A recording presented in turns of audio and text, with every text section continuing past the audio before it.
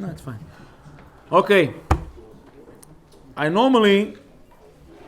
Usually Parashat Chayei Sarah, if people know we've been here long enough, they know that Parashat Chayei Sarah, I usually start on the back of last week's parasha. Last week's parasha, I usually like to focus on in the beginning. And in this week's parasha, I like to focus in on what happened in the end of last week's parasha because it really ties in directly to the beginning of this week's parasha. The end of last week's parasha, Hashem comes to Avraham Avinu, and as we all know, the famous case. Avraham Avinu Hashem comes to Avraham Avinu, he tells him, I want you to do me a favor. I want you to take your son, your beloved son, your only son, the chosen son, Yitzchak, and I want you to take him to put him on the altar. Now I'm sure we all heard this story a million times. But I think a little bit that the story became desensitized into our eyes. It's a recurring theme that comes up again and again and again. But I think we tend to forget how big of a nisayon it was. How big of a nisayon it was. Let's understand really what was going on over here. I'll repaint the image. The Midrash Bereshit Rabbah relates that the first crib in the world was in Avraham Avinu's house with Yitzchak. Meaning he was the first baby to be born, according to the Midrash, that was actually a baby. That meaning Avraham Avinu was praying for a baby with Sarah Imenu for years. Suffering, praying to HaKadosh Baruch Hu. Finally HaKadosh Baruch Hu at the age of 100, the ripe old age of 100, HaKadosh Baruch Hu gives him a baby, little Yitzchak. Now it wasn't a baby that wanted to take care of himself. Imagine to yourself, Sarah Imenu is waking up in the middle of the night, Yitzchak is crying because he wants his mother, he's crying because he wants the comfort of his mother, he wants the bottle, he's crying. He grew up with a baby, he didn't just go and walk off on his own. Sarah Imenu had to raise him. Had to wake up in the middle of the night, the restless nights, waking up every single hour to go and feed the baby. The baby's crying because he wants the comfort of his mother. That's Yitzchak. Little Yitzchaki. And Sarah Imenu raises him, get to see his first step, his first words. Anyone who has a child knows how precious it is. Anyone who has a brother or sister or a cousin who has a child, they even know how precious it is to see a baby first time walking, talking, saying Abba, saying Ima. They got to live Yitzchak's life and be a part of his life and see every step along the way. Every step along the way. At the age of 37, now anyone over here who knows, who's the youngest in the family, he knows that no matter how old he is, he'll always be his mother's baby boy. Nachon or nachon? He'll be 67 years old. He should come with a licking. Right? I have my own kid, Ima. But in your mother's eyes, she'll always be his baby boy. Yitzchak was Sarah Imenu's baby boy. At the age of 37, still a boy, not married, not his own family, still living in the house. Hashem comes to Avraham Avinu and he tells him, listen, I want you to take your son, I want you to go and slaughter him. I want you to go and put him on the altar.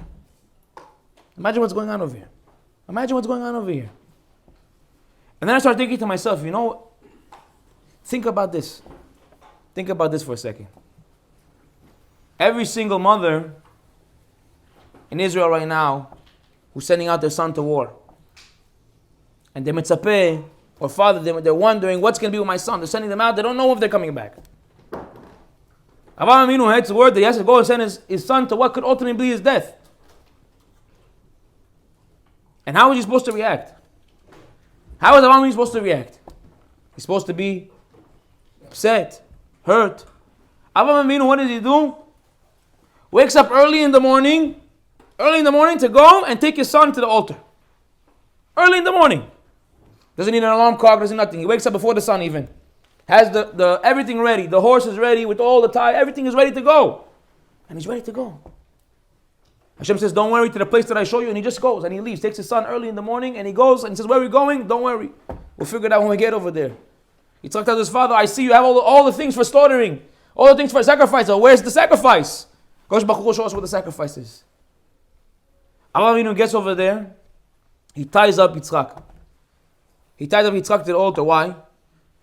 Because the Mefashim explain that Yitzchak told his father, I don't want to chas v'shalom become pagum, so tie me up tight. I said this before. Now imagine this. The angel comes out from heaven. He says, Avraham, don't touch them. Don't kill him. And they see a ram whose horn stuck into the bush. And the pasuk says that Avraham took the ram tachat Yitzchak. Underneath Yitzchak. What does it mean underneath Yitzchak? The Mefashim explain That it means that every action that he did with the ram, as he was slaughtering it on the altar, he was thinking about that I'm doing this to my son Yitzchak. Meaning, what's going on over here? Do you understand what kind of test we're talking about? There was no pain in his heart. What do you think Abraham wasn't a warm person he didn't love? Even Ishmael he loved. Even his son Ishmael he loved. When Sarah told him, throw Ishmael out the house, throw Hagar and her son out of the house, Ishmael, the Torah says he was upset about the thing. He didn't know what to do. Until Hashem told him, listen to your wife, he didn't know what to do. And the Midrash relates, he went to visit him twice after that. He didn't just let him go and say, Yallah, tfadalu. He went to visit him twice to make sure he was okay. I mean, he loved everyone in the world, not just his sons. Everyone in the whole entire world he loved. Now he has to go and slaughter his son. You understand what kind of test this is? The mothers of those, chas v'shalom shalom nida. What happened that day? The babies. Babies. Those are the babies. People in captivity who have 20. I'm looking at a list today. In Kolel, they have a list over there of all the people. I'm looking at the ages. 12, 19, and machshemam v'zecham, these people. A 12-year-old girl needs to sit down in captivity? And you're thinking about a 12-year-old girl, but what about her mother? What is her mother going through? What is her father going through? They're sleeping at night. They're not able to sleep at night. They wonder, what's going to be with my son? Avraham Avinu, Hashem tells him, Kivachol, take your son and send him out to war. What does it mean, send him out to war? Send to war, what also be his dead. This is exactly what's happening to every mother and father right now in Am Yisrael. Every mother and father right now in Am Yisrael is faced with Akedah. HaKadosh is telling him, listen, you have to send your son out to war. Who wants to wake up in the morning and send their son out to war, send their daughter out to war? And today, as I was writing this shiur, happened to be, I have a very clear shkafah that when it comes to my children, anytime something going on in the world, I try not to think about my children at all in any which way whatsoever. And then I started thinking about this Akedah. Hashem told him, take your son. And in front of me, Mina Shamayim, is sitting a picture of my son, Jake. I'm thinking to myself in my head, imagine now, Kosh Baruch Hu came to me now and told me, I want you to take your son. And between me and you, I started crying. I started crying because I felt the pain that Avraham and Sarah felt. This is not just a random in and go, take your son. This is her Yitzchaki. This is the little baby boy. The one they dreamed about. The one they waited the whole entire life for. You understand what I'm telling you? Hashem told him, take him, go. Take it and go. Go and put him on the altar. Go and sacrifice him. And Avraham doesn't wait a minute. Doesn't wait a minute and he goes. What is going on over here? What is going on over here? And I think this is something that we need to understand right now more than ever. That a real test in emunah, a real test in a person's faith is not when things make sense. When things make sense, it's easy to have faith. Yeah, it makes sense why this happened. It makes sense why this business deal fell through. I wasn't supposed to do that. It makes sense. But where is the real test of emunah? When things don't make any sense. It makes 0 sense. 0 sense. Hashem tells him, take your son, Avraham. The Midrash relates, Avraham, one of his things, he would go around the world and tell people, don't slaughter your son to your God. Hashem told him, go and become a hypocrite. Go and slaughter your son to me. Did he think twice? Hashem, what are you telling me to do? My whole life I'm going to preach. Don't sacrifice your son. Now you're telling me, go sacrifice my son?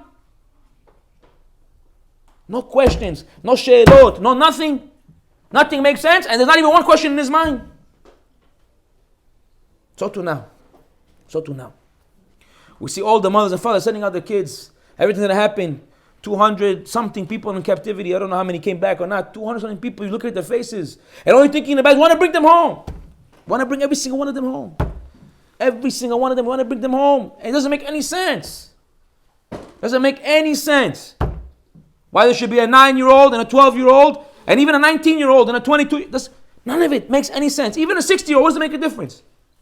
But a 12-year-old girl, a baby, in captivity, a baby, it makes 0 sense. And HaKadosh Baruch Hu tells you, in these times, when things don't make sense, when the road doesn't look so clear, this is where your emunah is tested. This is where your faith is tested. Avraham Avinu taught us something beautiful. He says, when things don't make sense, 10 tests HaKadosh Baruch Hu gave Avraham Avinu, every single one of them, none of them made sense.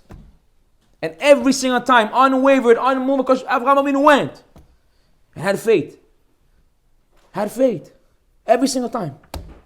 He took his son. He wanted so bad to do the will of God. To slaughter his son. What's going on over here? He wanted so bad that when Hashem told him, don't worry, you're good. He said, no, I don't want to be good. Let me at least kill it. Let me something. Let me make an incision. Let me make something. You would be jumping for joy if Hashem told you, you have to go and do that. Imagine. And you went and Hashem said, no, now I saw you were able to do it. You did actually do it. It's okay, you don't have to. What are you going to say? You're going to cry and hold me. Right? What does Avraham Avinu do? Avraham Avinu doesn't tell him, he's crying, holding him, I love you, I'm so happy that... What does Avraham Avinu do? What do you mean I don't have to slaughter him? What do you mean? And what did HaKadosh Baruch Hu do for him? He gave him a ram. He knew how much he wanted to be able to do the will of God. He wanted to be able to do the will of God. Logic, not logic.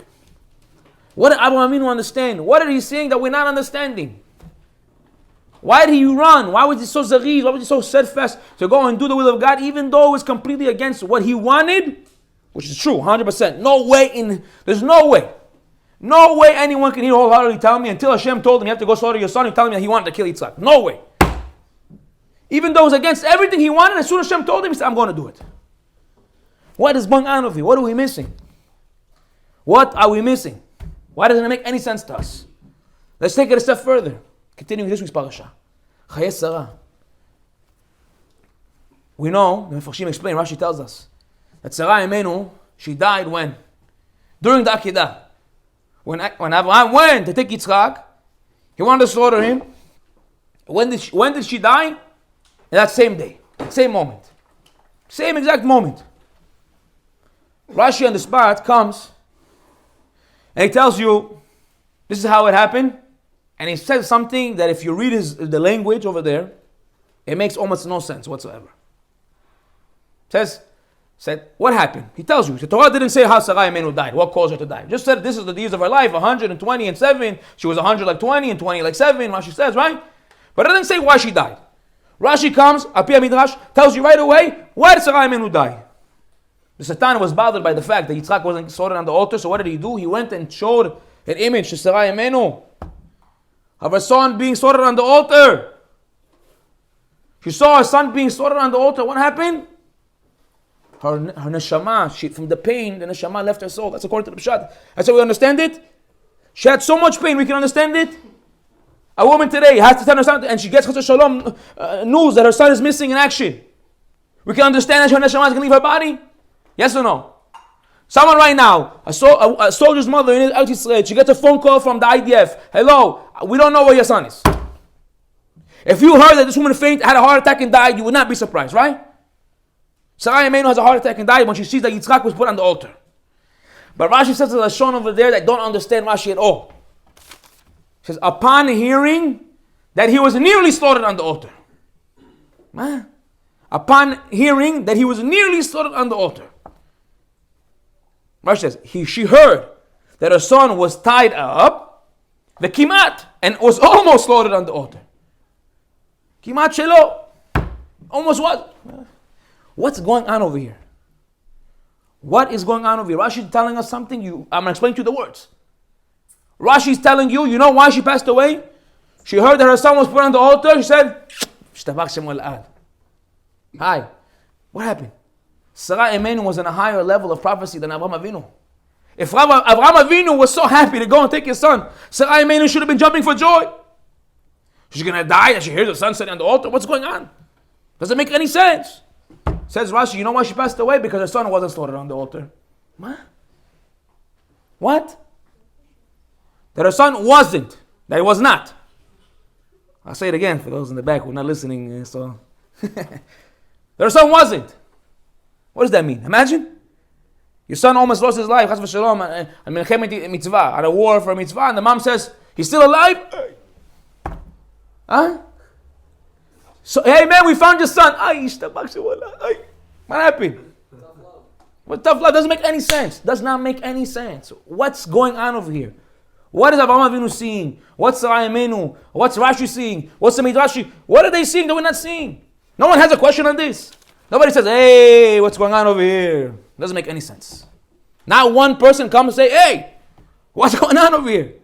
No one. Nobody wants to jump up. I'm reading the story. I'm thinking to myself, today we can maybe imagine it. Today we can imagine it. Everyone in the family has a baby that they know. Think about if that was your cousin, your nephew, your son, your brother, and he was all put on the altar. How would you feel if you heard your brother took his son now to go and slaughter him, huh? What are you going to think? Majnun, you're going to call Child Protective Services, no? And his mother died because she heard that what's going on over here? Makes zero sense. What do they understand?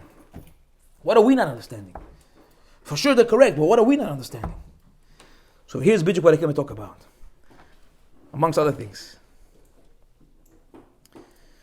Sarah and Avraham Avinu understood something that HaKadosh Baruch Hu, the way he runs the world, this world that we see, everything he tells you to do, whether it makes sense or doesn't make sense, is for your ultimate greatest good. 100%. Every sacrifice you make, that HaKadosh Baruch Hu put you into it, he put you in that position, you know 100% Hashem put you there. If Hashem gave you a son who has to go off to the army, just know HaKadosh Baruch Hu wants you to be in that situation. Why? Because he wants you to have emunah and bitachon in the times when it doesn't make any sense. He wants you to be like Sarai Amenu, to send your son out to the war, not to chas v'shalom, but want him to come back. But because of that emunah and bitachon, Yitzchak came back. Because they believed wholeheartedly that HaKadosh Baruch Hu would never do anything wrong to them, what happened? Yitzchak ended up coming back.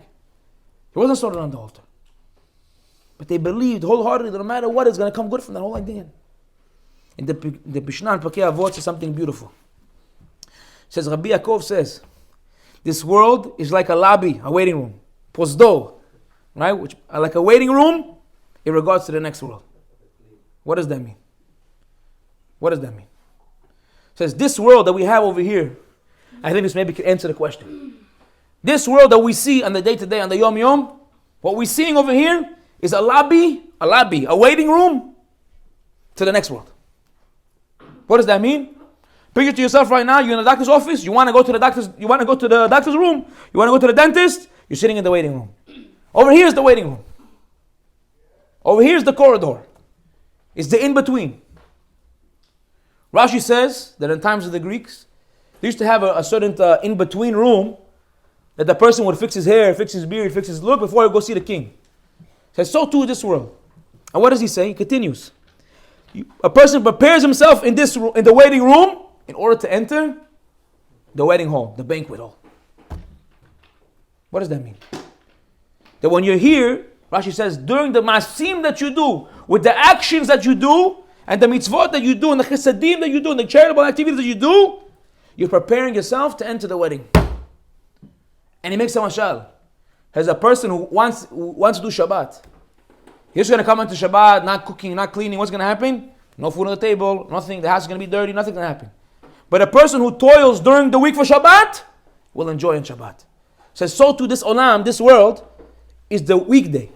The time in which we toil, we work in order to be able to build up for the next life. Which is the ikah, which is the real thing. So Avraham Avinu and Sarai Amenu understood something.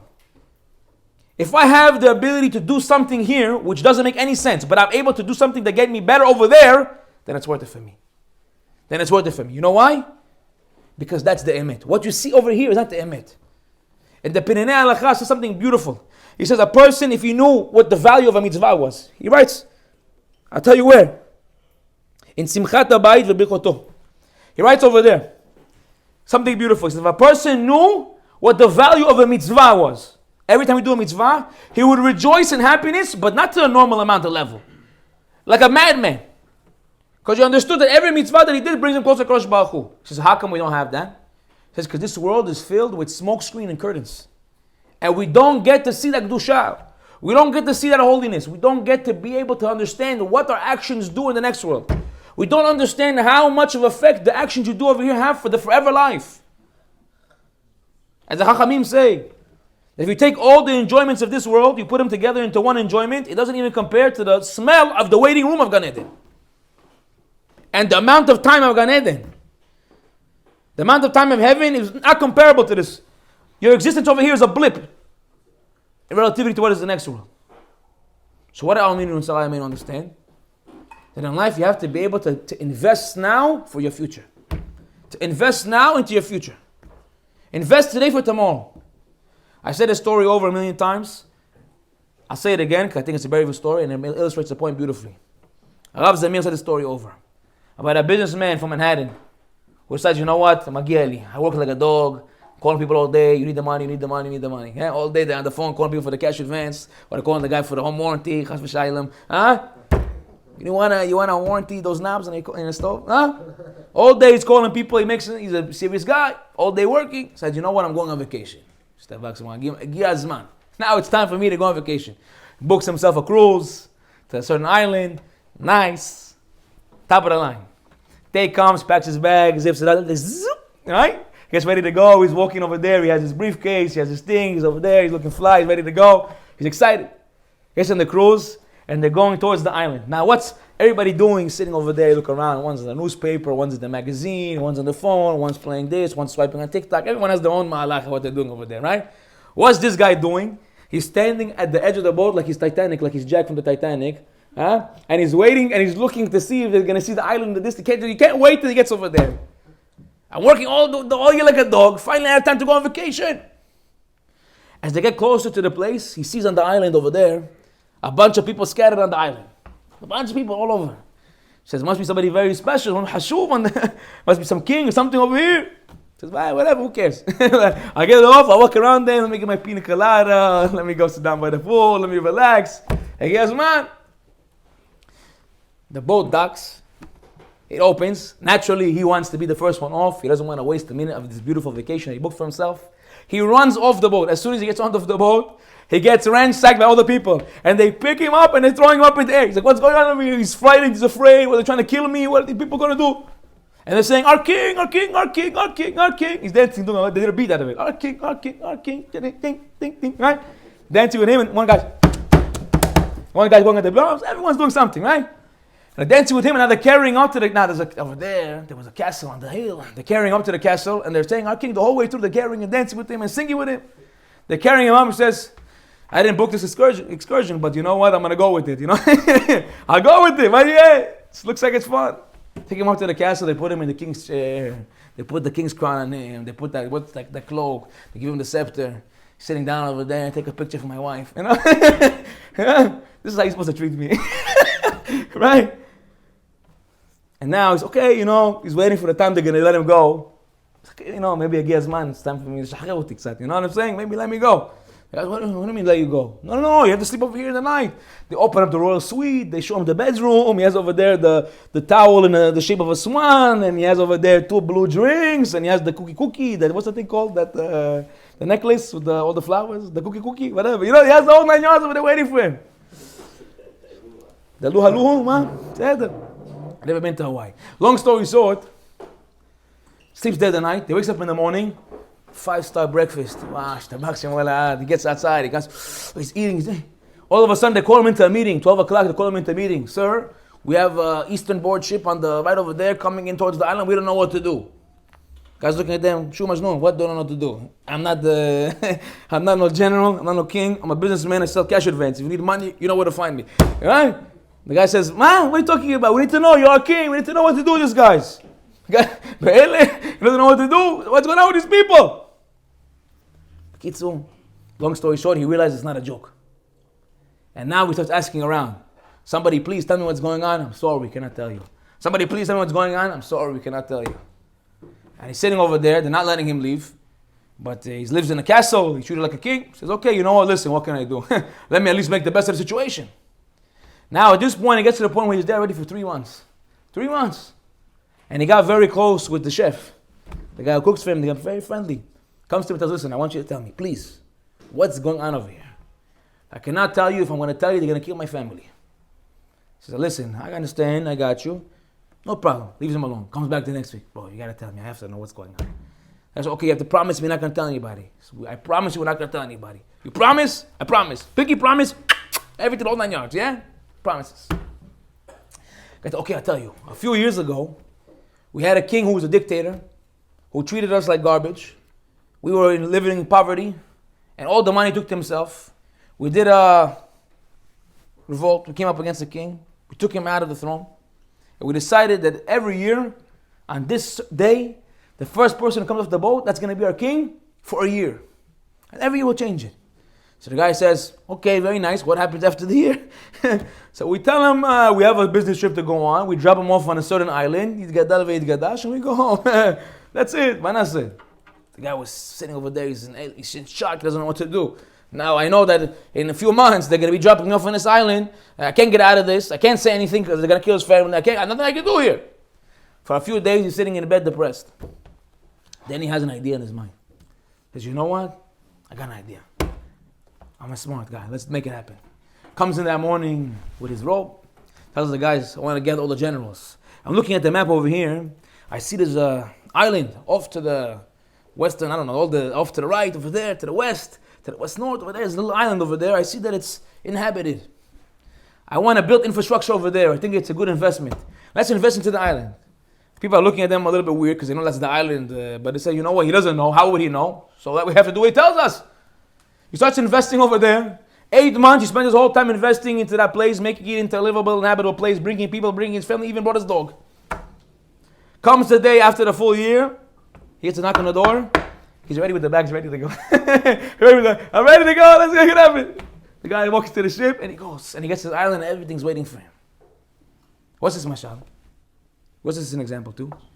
Your life. You come to this world and you get treated like a king. You have money, you have this, you have that. And then comes the Chachamim, then comes the sage, comes your rabbi, comes your friend, and tells you, by the way, buddy, we're not here forever. After this, they're going to call you one day. You got to go to the ship. You got to go. That's it. What do you have waiting for you over there? If you have nothing, then you got the Beit Kadash. That's it. But if you were smart, then you took that time and you invested. He had 6-7 months of time that he could have used to live like a king and say, you know what, whatever's going to happen after the year is going to happen. Let me at least live it up for a year. He said, no, I'm not going to live it up today. A person who's smart sees what's going to be the outcome of his actions. And he made a smart decision, a calculated decision to invest. So too Avraham and Sarah. They made a smart decision to go and invest into their future. What does it mean? Every time Hashem gave them a test, they knew wholeheartedly, this is an investment in my future. Whatever He's telling me to do, logic, not logic, don't get it, don't get it. If Hashem is asking me to do it, this is an investment into my future. As the Mishnah Pirkei Avot says, whoever possesses 3 attributes. 3 attributes is from the lineage, from disciples of Avraham Avinu. And if not, then he's the disciples of Bilam, and we won't focus on the bad, we won't focus on the good. If a person has good eye, he's humble, and he doesn't have an overly zealous appetite, meaning he's not always looking to swallow everything he sees and take over the world, and I need all the money. He knows, I have what I need. Right? Who is the rich person? A person who's happy with his lot. He has these 3 attributes. He's from the disciples of Avraham Avinu. Says the Mishnah. And what's the difference between them? Says something beautiful. It says a descendant of Avraham Avinu enjoys from this world and also enjoys in the next. What does it mean? We just said, whole Malach, Hakadosh Baruch Hu wants you to sacrifice. Most people think, after all this, that Hakadosh Baruch Hu wants you to be a martyr. Go do Allahu Akbar and bomb yourself like this. Yeah? So Hakadosh Baruch Hu wants from you? Obviously not. So what does Hashem want from you? Quite the contrary. Hashem wants you to live your life. Hashem wants you to live a happy life. And He gave you a guideline of how to do exactly that. To live a happy life and also invest into the future. It's called the Roth Eye. I'm not kidding. I'm kidding. Right? But Hakadosh Baruch Hu already told you what you need to do in order to be able to be zocher, to also enjoy this life and also get the next one. That's the Torah. Torah tells you, I guarantee you do everything in here, not only are you going to live a happy life, you're also going to be able to invest in the next life. What's the mashal to live in, to do God's will? It's like when you're working for a corporate company, you get $150,000, $200,000, $500,000 a year. That's your salary, let's say, right? Every year in the bank. But if you work in a big company in Manhattan, you don't just get a salary. What do you also get? You get to use the private helicopter, you get to use the CCC, you get the company car, the company benefits, you go out to downstairs to the lunchroom, they have over there lunch that's free, breakfast that's free. You have everything you could possibly imagine, no? You have what we call company perks. Kosh Baruch Hu says, you join my company. Just for being a part of the company, you have company perks. You get to enjoy. And guess what? The company perks don't come on account to the salary. Don't come on an account to what you're gaining for the next life. Look at Kosh Baruch Hu, how sweet Kosh Baruch Hu is. He's not telling you go and sacrifice and kill yourself. He says, yes, there are going to be times when things don't make sense. Those times when you have to test yourself to believe. But just know that when you do my will, not only are you going to benefit to the next, you're also going to benefit in this one. You're also going to benefit in this world. I'll tell you like this. We see that last week's parasha, we see that everything a person does is not only an investment for the next world, but it's also an investment for his children and for himself for the future to be. Last week's parasha in the beginning, we learned that 3 angels came to Abraham. He thought they were Bichlal Aravim. Thought they were people from the Arabian countries. And he says, Khu ma'at ma'im, take a little bit of water, wash your feet, rest under this tree, and then he tells his wife, go make them lushi, go and make them some bread. Okay? 4 things he said. Take a little bit of water, wash your feet, sit under this tree, tells his wife, make them a little bit of bread. Right? Seems nice, right? Doing chesed, you invite a guest over to your house, you tell him, Habibi, bo, come, take off the jacket, hang it up in the closet, here's something to drink, something to eat. Avraham Avinu, for everyone, the Midrash relates, for every one of those 4 things, he was zocheh. Not only did he get a mitzvah for doing a big chesed, Torah recounts what a big chesed he did. Every single one of the things, his children was zocheh, had the merit for 40 years in the midbar. Khu me'at ma'im, take a little bit of water, they had the Be'er Miriam. Water for 40 years in the desert. Why? Khu me'at ma'im. 3 little words. Khu me'at ma'im. Take a little bit of water. Kosh Baruch Hu says, yeah, take a little bit of water, you do chesed, you do a good thing. Now your children are going to have 40 years of water. Oh yeah, wash your feet, wash your legs.